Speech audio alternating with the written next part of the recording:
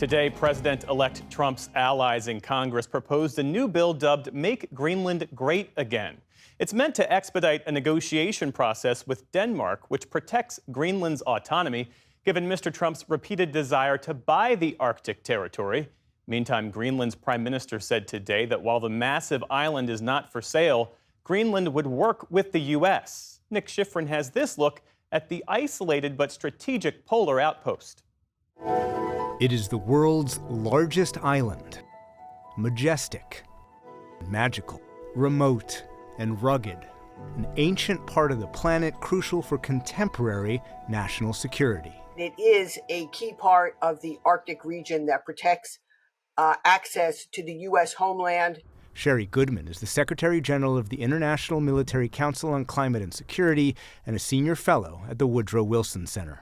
It has long been a place where we have defended against Soviet missiles during the Cold War through a large base in the northwest of Greenland, now upgraded to a space base today. At Greenland, we are able to defend against Russian or Chinese incoming attacks. Greenland sits in the middle of the shortest route between the U.S. and Europe and hosts the U.S.'s northernmost base, now called the Pituffik Space Base, home to a ballistic missile early warning system.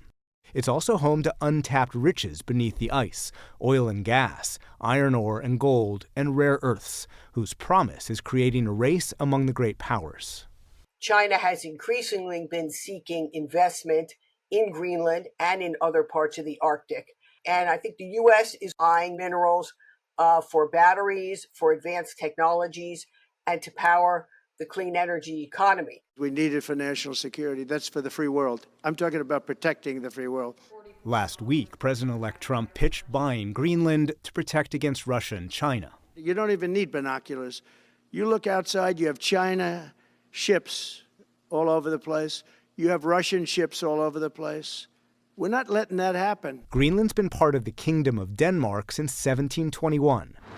Today, it's a self-governing territory that gained autonomy in 1979. And while Greenland and Denmark said they're not open for purchase, they might be open for business. The United States is our closest ally, and from our side, we will do everything we can to continue to have close cooperation. But Trump also refused to rule out trying to seize Greenland with the U.S. military. I'm not going to commit to that now. It might be that you'll have to do something. And that led to European warnings, even comparing Trump's threat to Russia's full-scale invasion of Ukraine. You are asking me if I think the United States will invade Greenland. The answer is no. Have we entered an era that sees the return of the survival of the fittest? The answer is yes. It is out of the question for the European Union to let any nation in the world, whichever it is, and let me say starting with Russia, to attack its sovereign borders. Putin would like nothing better than to continue to drive a wedge between the United States and its NATO allies. So in that sense, I think this type of discussion is very unhelpful. We're not going to be using military force to take over Greenland. We're using military force to defend against Russian and Chinese actions in and around Greenland. But this isn't the first time Trump has expressed interest. Essentially, it's a large real estate deal. And strategically for the United States, it would be nice. And Trump wasn't the first American president who thought that. In the 1860s, the Andrew Johnson administration bought Canada and considered buying Greenland. The Truman administration secretly offered Denmark $100 million in gold or to swap parts of Alaska. But the island's national security importance has accelerated as its ice melts thanks to climate change. Land is very valuable since they stopped making it. And so the idea that new land can appear is an enormous resource to anyone. David Holland is a New York University professor of environmental sciences.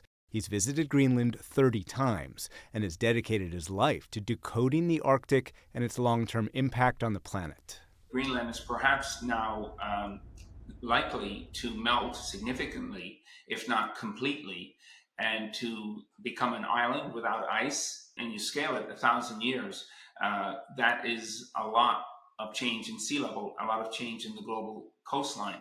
And possible change to the climate that could be so accelerated and dramatic, it inspires Hollywood dystopias. When you remove a mountain, because Greenland is a mountain more than a mile high of ice sitting north of the US, and so weather patterns will be changed by the removal of that mountain range. Let's go! The Day After Tomorrow is really a story about Greenland and the ocean adjacent to it, and how critical and special that place on Earth is to our climate. Greenland is so large, it serves as a kind of thermostat that keeps the climate balanced.